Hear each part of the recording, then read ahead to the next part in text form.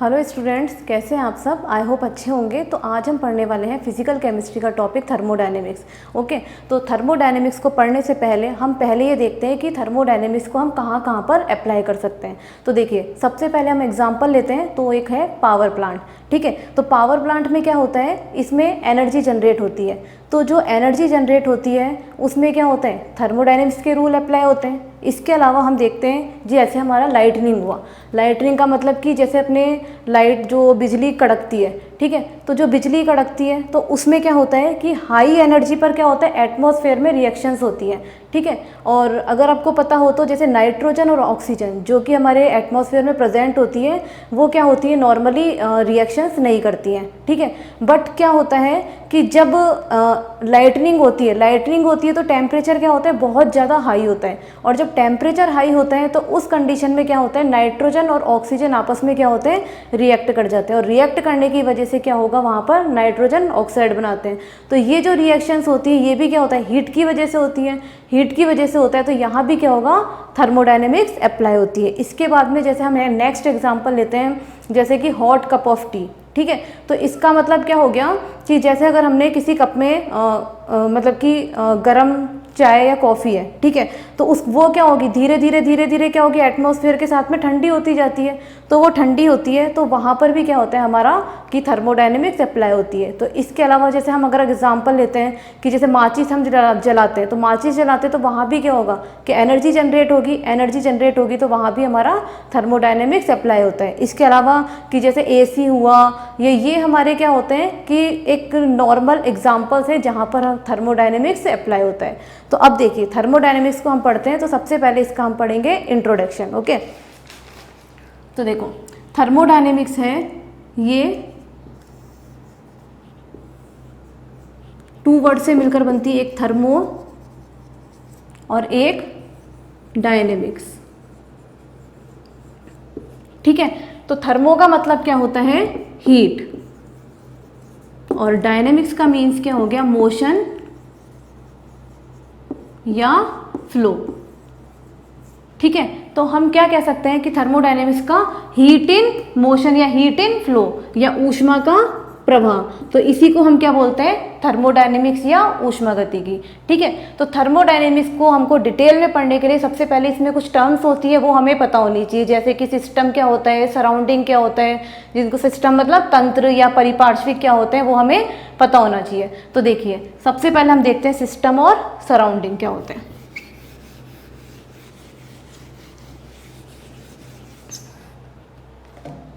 तो देखिए कि एक होता है इसमें सिस्टम जिसे हम बोलते हैं तंत्र, और एक होता है सराउंडिंग जिसे बोलते हैं परिपार्श्विक। ठीक है, तो ये सिस्टम और सराउंडिंग ये दोनों मिलके हम क्या बनाते हैं, यूनिवर्स।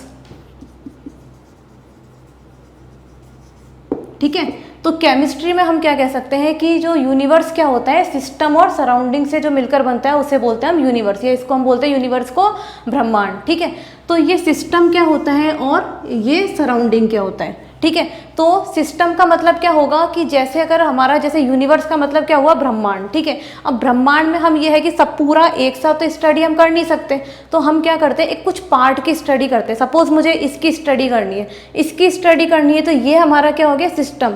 इसके अलावा जितना भी पार्ट बचा हुआ है वो सारा क्या हो गया, हमारा सराउंडिंग हो गया। तो ये तो क्या होता है, सिस्टम जिसका हमको इन्वेस्टिगेशन करना है। तो पार्ट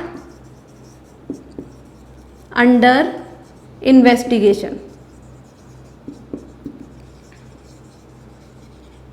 ठीक है, और सराउंडिंग हमारा क्या होता है कि इस सिस्टम को छोड़कर जितना भी पार्ट हमारा बचा वो क्या हो गया, सराउंडिंग। तो इसका मतलब क्या हो गया, एक्सेप्ट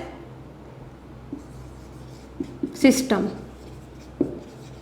तो सिस्टम को छोड़कर जितना भी पार्ट हमारा बचता है वो क्या हो गया, हमारा सराउंडिंग। ठीक है, तो सिस्टम और सराउंडिंग मिलके क्या बनाते हैं, हमारा यूनिवर्स। अब देखिए कि क्या होता है कि सिस्टम और सराउंडिंग, जैसे ये हमारा क्या है, इसकी हमें स्टडी करनी, तो ये हमारा सिस्टम हो गया, बाकी का पूरा क्या हो गया, सराउंडिंग। तो एक तो ये कि हमें दिखाई दे रहा है। अब सपोज मान लो कि कोई एक रूम है, उस पूरे रूम की हमें स्टडी करनी है, तो उस रूम का हमको स्टडी करने की बजाय हम उस पूरे रूम की जगह हम इतने से पार्ट की, जैसे ये मान लो ये एक पूरा रूम है, ठीक है, इस पूरे रूम में से सपोज मैं अगर इतने से पार्ट की स्टडी करूं, ठीक है, तो इस की स्टडी कर रहे हो तो हमारा सिस्टम क्या होगा, ये हो गया, बाकी का पूरा क्या हो गया, सराउंडिंग। तो सिस्टम और सराउंडिंग को हम आइडेंटिफाई नहीं कर सकते, वो सिस्टम कुछ भी हो सकते हैं, जिसकी स्टडी हमें करनी है वो हमारा सिस्टम हो गया, बाकी का जो होता है वो क्या हो गया, हमारा सराउंडिंग हो गया, ठीक है। और सराउंडिंग के बिना हम सिस्टम का आइडेंटिफाई नहीं कर सकते, इसको नहीं बता सकते हम सराउंडिंग अगर हमारा कुछ भी नहीं है कि सिस्टम हमारा क्या है, कि अगर हमें नहीं पता कुछ भी तो सिस्टम और सराउंडिंग इन दोनों को अलग अलग करने के लिए जो हम क्या होती है, इनके बीच में एक होती है, ये होती है बाउंड्री, ठीक है। अब ये जो बाउंड्री होती है ये भी क्या है, बहुत टाइप्स की हो सकती है। ये जो हमारी बाउंड्री जो है ये क्या हो सकती है, रियल हो सकती है, ठीक है। एक क्या हो सकती है, इमेजिनरी हो सकती है, एक क्या हो सकती है, रिजिड हो सकती है हमारी, एक क्या हो सकती है, फ्लेक्सिबल हो सकती है, और क्या हो सकती है, एडियाबैटिक हो सकती है, ठीक है। और एडियाबैटिक और एक क्या हो सकती है, डायथर्मिक। तो हमारी बाउंड्री क्या है, इस टाइप की हो सकती है, जो सिस्टम और सराउंडिंग को जो अलग करती है उसको बोलते हैं बाउंड्री, और बाउंड्री हमारी इतने टाइप्स की होती है। तो अब देखो क्या होता है, जैसे सपोज मान लो कि ये हमारा सिस्टम है। अब ये अगर हम सिस्टम लेते हैं तो हमको इसके आसपास का जितना एरिया है वो क्या हो गया, हमारा सराउंडिंग। तो ये बाउंड्री हमें दिखाई दे रही है, ये दिखाई दे रही है, तो ये बाउंड्री हमारी क्या हो गई, रियल हो गई। अब सपोज मैं अगर इस रूम की स्टडी करती हूँ तो इस रूम में अगर मैं इतने से पार्ट की स्टडी कर रही हूँ तो यहाँ क्या है, हमें कोई डिफ्रेंशिएट नहीं हो रहा, कोई बीच में कोई वॉल नहीं है, तो इसको हम क्या बोलेंगे, हम मान रहे हैं कि यहाँ से इसकी बाउंड्री स्टार्ट है, तो ये क्या हो गया, हमारा इमेजिनरी। रिजिड का मतलब थोड़ा सा कठोर जो होती है, फ्लेक्सिबल का मतलब कि बहुत सॉफ्ट हो, और इसके अलावा डायाथर्मिक और एडियाबैटिक। एडियाबैटिक का मतलब क्या होगा, इंसुलेटर या अचालक होती है जो। डायाथर्मिक का मतलब क्या हो गया, कंडक्टिंग।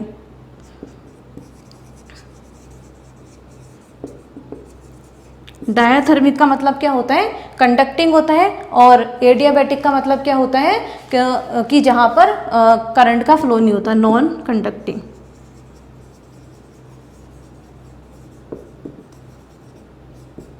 ठीक है। अब देखिए कि हम इसको समझते हैं डायाथर्मिक। डायाथर्मिक का मतलब क्या होता है कि हीट का फ्लो इजीली हो जाता है। हम देखते हैं एक बार डायाथर्मिक को समझते हैं।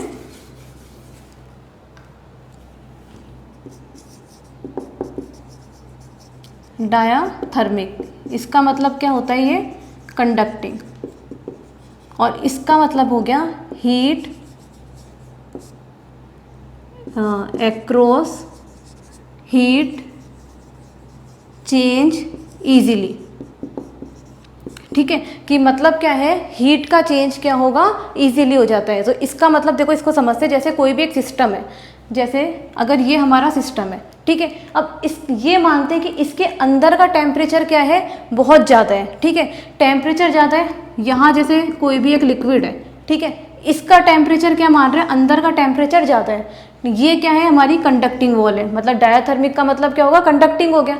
कंडक्टिंग वॉल है मतलब कि क्या होगा, करंट का फ्लो होता है। तो इसका मतलब यहाँ का टेम्परेचर ज़्यादा, और हम ये मानते हैं ये जो इसके आसपास का टेम्परेचर है वो क्या है, थोड़ा सा कम है। तो ये कम है, तो इसका मतलब यहाँ क्या टेम्परेचर ज़्यादा है, तो यहाँ क्या होगा कि हीट जो होगी वो हाई टेम्परेचर से लो टेम्परेचर की तरफ ईजिली फ्लो होने लग जाता है। और कब तक फ्लो होता है, जब तक कि यहाँ का और यहाँ का मतलब सिस्टम और सराउंडिंग दोनों का टेम्परेचर इक्वल नहीं हो जाता, तब तक यहाँ पर ये क्या होगा, हीट का फ्लो होता है। और इसी को हम क्या बोलते हैं, जीरोथ लॉ ऑफ थर्मोडायनेमिक्स, मतलब ऊष्मागतिकी का शून्य नियम। तो इसमें क्या होता है कि जो हीट का फ्लो कहाँ से कहाँ होगा, उसमें शून्य ऊष्मागतिकी का शून्य नियम जो होता है, ठीक है, जीरोथ लॉ ऑफ थर्मोडायनेमिक्स में, कि हीट का फ्लो हाई टेम्परेचर से लो टेम्परेचर की साइड में होता है। और कब तक होता है, जब तक कि उनके दोनों टेम्परेचर सेम नहीं हो जाते, ठीक है। तो यहाँ क्या होता है, बाउंड्री क्या है, डायाथर्मिक है। बाउंड्री डायाथर्मिक है तो हीट का क्या होगी, बहुत इजीली हाई मतलब कि टेम्परेचर से लो टेम्परेचर की तरफ चले जाती है, ठीक है। तो इसलिए इसको हम बोलेंगे डायाथर्मिक का। और एडियाबैटिक का मतलब क्या होता है, ये हो गया डायाथर्मिक, और एक होती है एडियाबैटिक। एडियाबैटिक का मतलब हो गया नॉन कंटिन्यूअस, मतलब कि अचालक। तो उसमें क्या होता है, हीट का जो फ्लो होता है इजीली नहीं होता, तो हीट नो चेंज, ठीक है। तो यहाँ क्या होगा, हीट इजीली फ्लो नहीं होती, तो ये हमारी होती है बाउंड्री। और एडियाबैटिक में क्या होता है, Q इज इक्वल टू 0 होता है। तो ये हमारा था थर्मोडायनेमिक्स का इंट्रोडक्शन।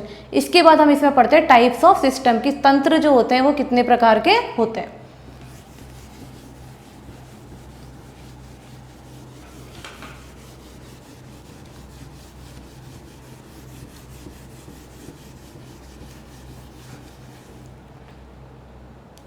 तो देखिए टाइप्स ऑफ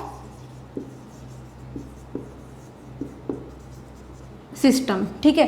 तो सिस्टम हमारे होते हैं 3 टाइप्स के होते हैं। एक होता है ओपन सिस्टम, एक होता है क्लोज सिस्टम, एक होता है आइसोलेटेड सिस्टम। मतलब ओपन का मतलब खुला तंत्र, बंद तंत्र और विलगित निकाय, ठीक है। तो सबसे पहले हम देखते हैं ओपन सिस्टम, ठीक है। ओपन सिस्टम का मतलब क्या हो गया कि इसमें जो होता है ऐसा सिस्टम होता है ये, सच अ सिस्टम इन विच, यहाँ क्या होगा, मास का भी एक्सचेंज होता है प्लस एनर्जी का भी एक्सचेंज होता है।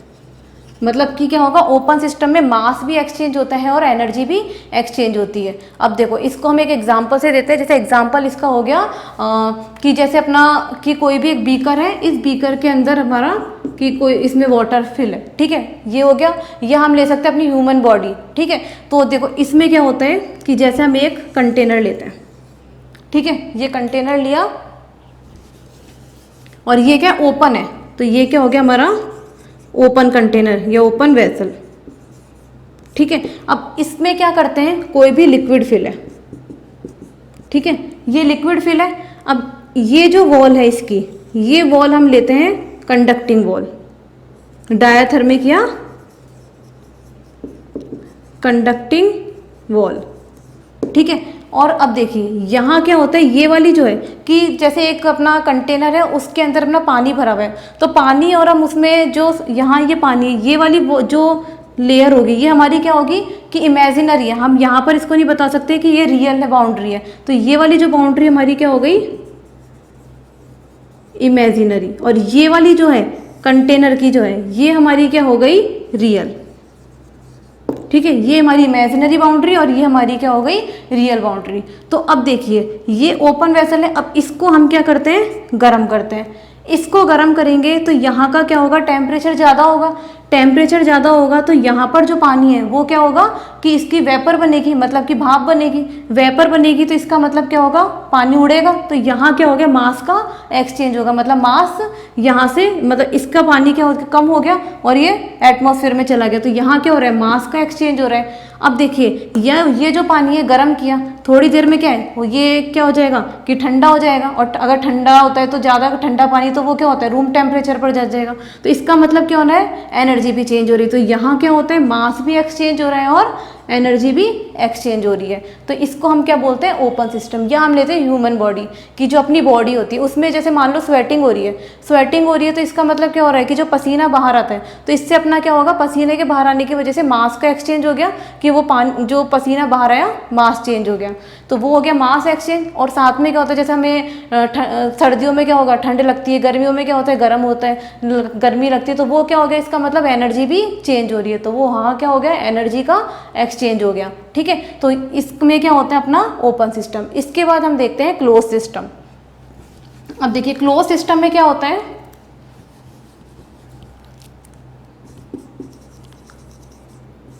अगर हम लेते हैं क्लोज सिस्टम, तो क्लोज सिस्टम में क्या होगा कि ऐसा सिस्टम होता है जिसमें क्या होगा, मास का एक्सचेंज नहीं होता, बट क्या होता है कि एनर्जी का एक्सचेंज होता है। कि कैसे होगा, मतलब देखो ये जो मास है ये चेंज नहीं होगा पर एनर्जी चेंज होगी। कि अब मान लो इसको हमने बंद कर दिया, ठीक है, इसको अगर हम बंद कर देंगे तो इसका मतलब क्या होगा, इसको गर्म करोगे तो वेपर बन के इसका जो पानी है उड़ेगा नहीं, यही का यही रह गया, इसी के अंदर रह गया, तो इसका मतलब यहाँ मास का चेंज नहीं होगा। पर जैसे अगर मान लो कोई बॉटल में हम पानी फिल कर देते हैं, गर्म पानी हमने भरा, गर्म पानी भरेंगे तो वो क्या होगा, थोड़ी देर बाद में क्या होगा कि वो नॉर्मल टेम्परेचर हो जाएगा उसका, वो पानी ठंडा हो जाएगा। तो इसका मतलब क्या होगा, एनर्जी का तो एक्सचेंज हो गई। तो एनर्जी का एक्सचेंज होने की वजह से ये क्या हो गया हमारा क्लोज सिस्टम, कि अगर हमने इसको बंद कर दिया तो मास का एक्सचेंज नहीं होगी, पर क्या होगा, एनर्जी एक्सचेंज हो जाएगी। अब जो ये एनर्जी जो एक्सचेंज होती है वो क्या होती है, टू टाइप से होती है, या तो वर्क की फॉर्म में होती है या हीट की फॉर्म में होती है। या तो क्या होगा कि हीट होगा या वर्क। अब बताइए वर्क की फॉर्म में एनर्जी का एक्सचेंज कैसे होता है। तो देखो क्या होता है,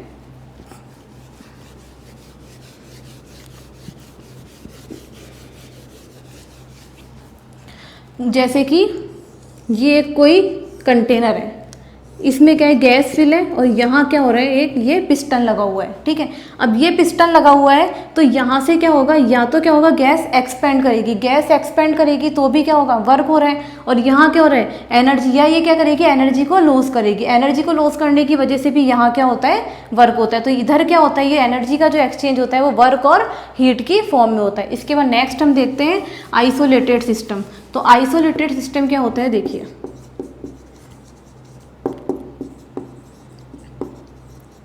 आइसोलेटेड सिस्टम कौन सा होता है, ऐसा सिस्टम होता है जिसमें मास का भी एक्सचेंज नहीं होता और एनर्जी का भी एक्सचेंज नहीं होता।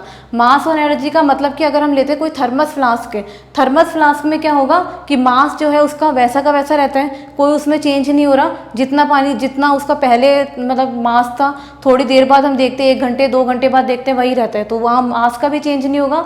और एनर्जी जो है, एनर्जी भी क्या होगी, सेम रहती है। कि मतलब उसमें क्या होता है, पानी थर्मस फ्लास्क में क्या होगा, पानी जैसा है वो वैसा का वैसा रहता है, उसमें कोई चेंज नहीं होता। तो इसलिए वहाँ क्या होगा, एनर्जी का भी एक्सचेंज नहीं हो रहा। तो उसको क्या बोलते हैं हम, आइसोलेटेड सिस्टम या विलगित निकाय, ठीक है। तो ये हमारे हो गए टाइप्स ऑफ सिस्टम, जिसमें हमने पढ़े ओपन सिस्टम, क्लोज सिस्टम और आइसोलेटेड सिस्टम। इसके बाद में हम पढ़ते हैं इक्विलिब्रियम, या जिसको हम बोलते हैं साम्यावस्था, ठीक है। तो थर्मोडायनेमिक्स में हम देखते हैं कि इक्विलिब्रियम का मतलब क्या होता है, ठीक है। तो देखो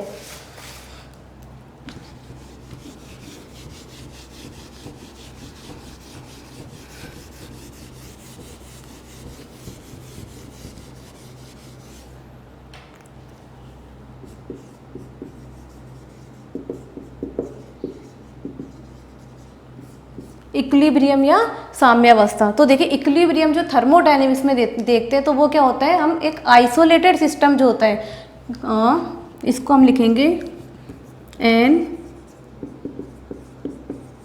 isolated system is in equilibrium when it's macroscopic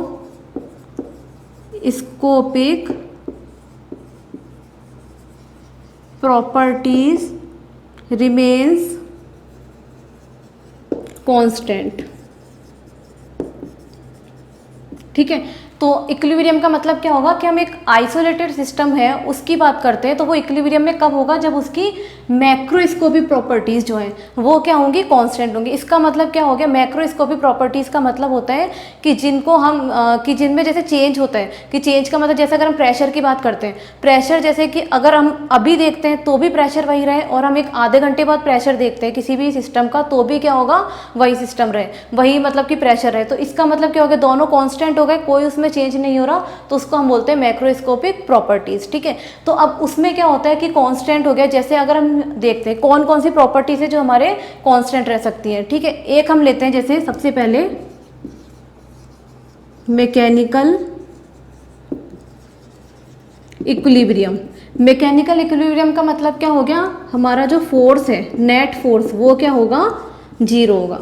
अब नेट फोर्स 0 कैसे होगा, देखो जैसे कि अगर एक हम पिस्टन लेते हैं, पिस्टन है, जैसे ये एक सिलेंडर है, यहाँ क्या है, गैस भरी हुई है, ये क्या है, एक पिस्टन लगा है। अब ये पिस्टन है, इधर ये गैस भरी हुई है, तो पिस्टन क्या, ये गैस का क्या होगा, एक तो प्रेशर लगेगा, एक गैस एक प्रेशर लगा रही है, और इधर से क्या है, पिस्टन का प्रेशर लग रहा है, ठीक है। पिस्टन का भी प्रेशर लग रहा है, गैस का भी प्रेशर लग रहा है। तो ये प्रेशर क्या होगा, कब तक लगता रहेगा, जब तक कि क्या होगा कि गैस का प्रेशर लगना वो बंद नहीं हो जाए, मतलब एक कांस्टेंट प्रेशर पर ये क्या हो जाएगा, आकर रुक जाएगा। कि इधर से भी प्रेशर लग रहा है, इधर से भी प्रेशर लग रहा है, तो ये कब तक चलेगा, जब तक कि दोनों का इधर का और इधर का प्रेशर बराबर हो जाएगा तो ये रुक जाएगा। ठीक है, तो प्रेशर रुकने का मतलब यहाँ क्या हो गया, वो स्टेट कौन सी हो गई, अपने इक्विलिब्रियम की हो गई। तो उसमें क्या हो गया अपना कि प्रेशर भी क्या हो गया, कांस्टेंट, तो इसका मतलब हमारा फोर्स भी कांस्टेंट हो गया। तो इसको हम बोलेंगे कि यहाँ पे नेट फोर्स क्या हो जाएगा, 0 हो जाएगा। या हम इसके बाद लेते हैं chemical equilibrium.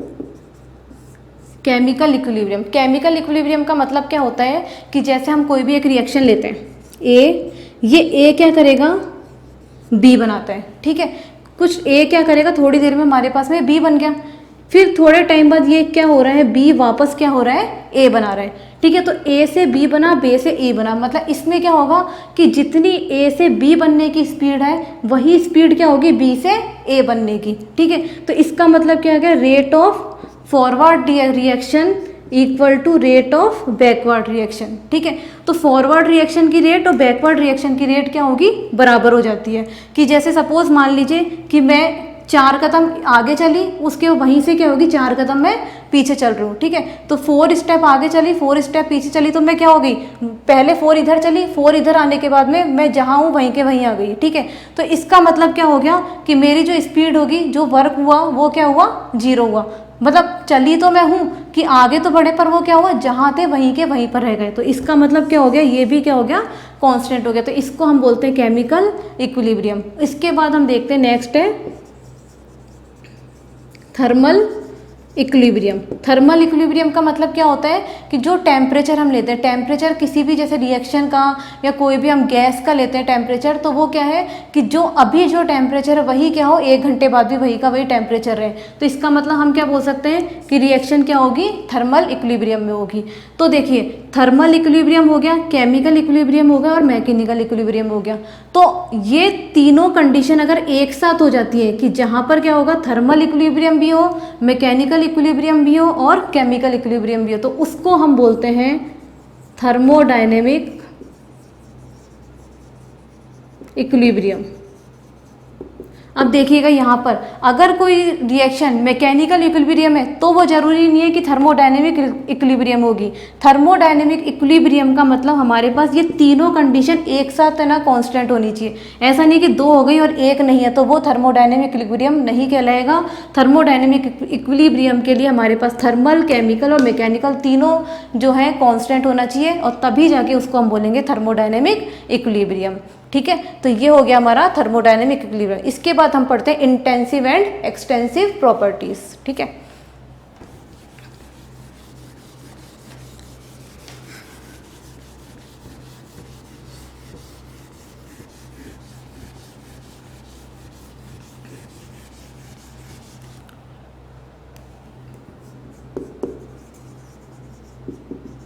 Intensive and extensive properties. ठीक है, तो इंटेंसिव और एक्सटेंसिव प्रॉपर्टीज देखिए क्या होता है। इंटेंसिव प्रॉपर्टी और एक्सटेंसिव प्रॉपर्टी। ठीक है, तो इंटेंसिव प्रॉपर्टीज होती हैं जो क्या होती हैं, डिपेंड्स ऑन नेचर।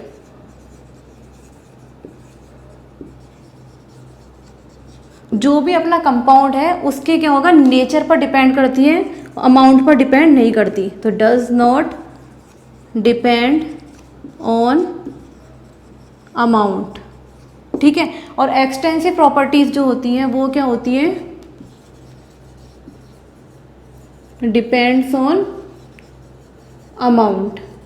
ठीक है, तो देखो इसका क्या मतलब हो गया कि जैसे हम नेचर पर डिपेंड करते हैं तो ऐसी कौन कौन सी प्रॉपर्टीज़ हैं जो नेचर पर डिपेंड करती हैं। तो ठीक है, सबसे पहले हम देखते हैं, जैसे कि हम लेते हैं एग्जांपल डेंसिटी। डेंसिटी है जिसको हम बोलते हैं घनत्व।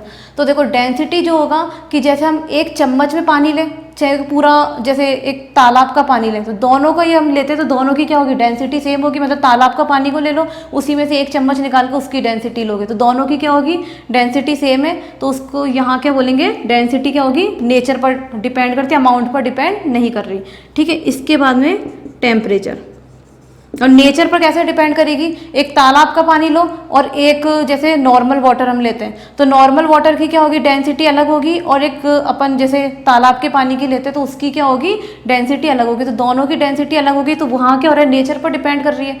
पर हम नॉर्मल वाटर चाहे एक पूरा बीकर भर के ले लो चाहे हम एक चम्मच में ले लो तो भी क्या होगा, दोनों की सेम रहेगी। तो इसलिए अमाउंट पर डिपेंड नहीं करती पर नेचर पर डिपेंड करती है। ऐसे ही टेम्परेचर हम लेते हैं तो टेम्परेचर भी क्या होगा कि नेचर पर डिपेंड करता है, अमाउंट पर डिपेंड नहीं करता। जैसे कोई भी कंपाउंड है, ठीक है, उसका अगर जैसे अगर हम एल्कोहल की बात करते हैं या कोई भी जैसे हम कंपाउंड लेते हैं तो उसका जैसे बॉइलिंग पॉइंट है, मेल्टिंग पॉइंट, चाहे आप कितना ही उसको ले लोगे उतना का उतना ही रहेगा, उसमें कोई चेंज नहीं होता। चाहे आप 1 ग्राम ले लो, चाहे 10 ग्राम ले लो, चाहे 50 ग्राम लो, तो टेम्परेचर जितना उसका बॉइलिंग पॉइंट है वो बॉइलिंग पॉइंट सेम रहेगा। ठीक है, इसके अलावा हम देखते हैं जैसे हीट कैपेसिटी, ऊष्माधारिता, इसको हम आगे पढ़ेंगे क्या होती है, और सरफेस टेंशन, ये जो सारी प्रॉपर्टीज़ होती है ये क्या होती है, इंटेंसिव प्रॉपर्टीज़। और एक्सटेंसिव प्रॉपर्टीज़ कौन सी होती है, जो हमारे अमाउंट पर डिपेंड करती है, अमाउंट पर डिपेंड्स करती है।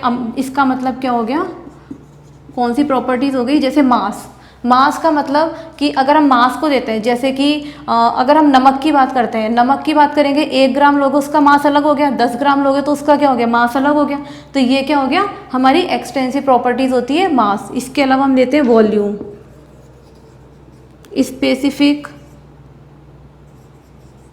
Heat capacity. ठीक है, तो ये जो सारी प्रॉपर्टीज़ होती है ये हमारे होती है एक्सटेंसिव प्रॉपर्टीज़। अब देखिए जो ये हमें समझ में आ गया इंटेंसिव और एक्सटेंसिव प्रॉपर्टीज़ क्या होती है। अब देखो, अगर ये ध्यान रखना, एक एक्सटेंसिव प्रॉपर्टी और दूसरी एक्सटेंसिव प्रॉपर्टी, इन दो का अगर डिवाइड करते हैं तो हमारे बनती है इंटेंसिव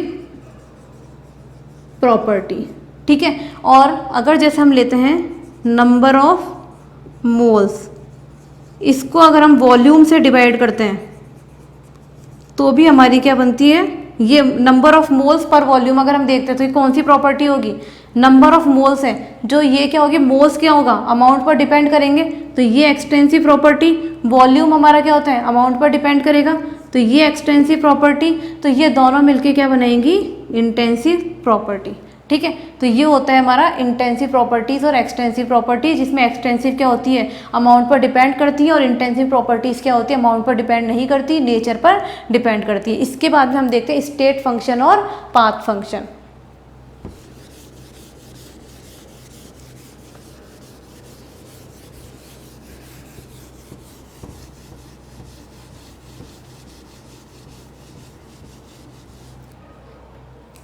तो देखो, स्टेट फंक्शन और एक होता है हमारा पाथ फंक्शन। ठीक है, तो देखो स्टेट फंक्शन अवस्था फलन और पाथ फंक्शन क्या होता है, पथ फलन। तो स्टेट फंक्शन क्या होता है, ये डिपेंड करता है, depends upon initial and final condition या स्टेट। ठीक है, ये हमारा क्या होता है, इनिशियल और फाइनल कंडीशन पर डिपेंड करता है, और ये जो होता है डिपेंड्स ऑन पाथ। ठीक है, ये पाथ पर डिपेंड करती है। मतलब कि जैसे कुछ प्रॉपर्टीज होती हैं जो हमारे इनिशियल और फाइनल कंडीशन का मतलब ये है कि जैसे सपोज यहाँ एक पॉइंट है, ठीक है, और एक ये पॉइंट यहाँ है। सपोज जैसे मुझे जाना है, मैं यहाँ से यहाँ अगर जाती हूँ, ठीक है, तो यहाँ से मैं जाती हूँ, एक रास्ता है कि मैं यहाँ से यहाँ जाऊँ, एक होता है कि मैं इसको यहाँ से घूमते घूमते घूमते घूमते घूमते यहाँ जाऊँ। ठीक है, तो और एक जैसे कहीं से कैसे भी चले जाओ, तो स्टेट फंक्शन जो होंगे वो क्या होते हैं कि इसको पाथ से कोई मतलब नहीं होता, आप चाहे कैसे भी जाओ, चाहे यहाँ से जाओ, इधर से जाओ, घूमते हुए जाओ, वो किसी पर डिपेंड नहीं करेगी। यहाँ से यहाँ इस पर और इस पर डिपेंड करेगी। इनिशियल इसकी स्टेट क्या थी, ये मतलब प्रारंभिक अवस्था ये थी। फाइनल स्टेट इसकी क्या है, यहाँ है। मतलब उसको यहाँ से और इस पॉइंट से मतलब है, बीच में आप किसी भी रास्ते से जाते हो उससे कोई मतलब नहीं होता।